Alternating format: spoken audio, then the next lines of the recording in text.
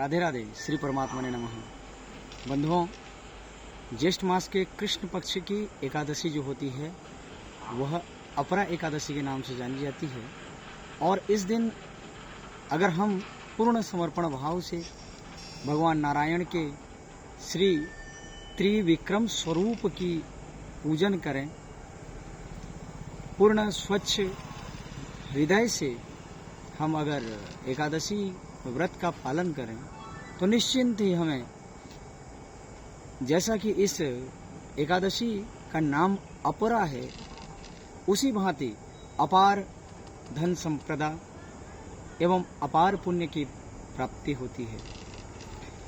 और बंधुओं, आपको मैं बताना चाहूं, इसी प्रश्न को जब धर्मराज युधिष्ठिर ने भगवान श्री कृष्ण से कहा कि ज्येष्ठ मास के जो एकादशी होती है, उस एकादशी के करने से व्यक्ति को कौन से महान पुण्य फल की प्राप्ति होती है, तभी भगवान गोलोक बिहारी भगवान श्री कृष्ण ने कहा कि यह जो ज्येष्ठ मास के कृष्ण पक्ष की एकादशी होती है, इसका नाम अपरा है। और इस एकादशी के व्रत के करने मात्र से व्यक्ति ब्रह्म हत्या दोष,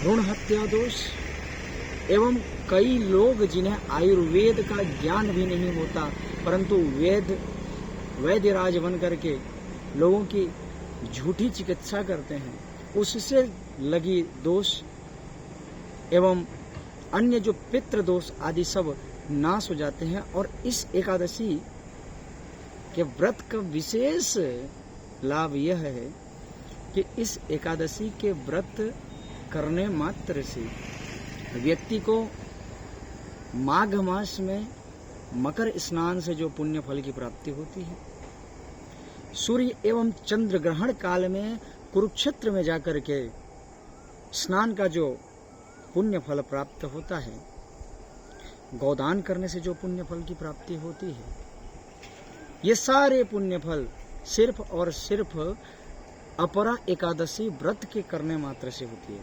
हाँ, लेकिन कुछ सतर्कताएं होनी चाहिए। सतर्कता क्या कि यह प्रयास करें कि एकादशी के दिन अगर आप व्रत नहीं भी कर पा रहे हैं तो कम से कम इस दिन अन्न ग्रहण ना करें, फल आदि का सेवन करें और भगवान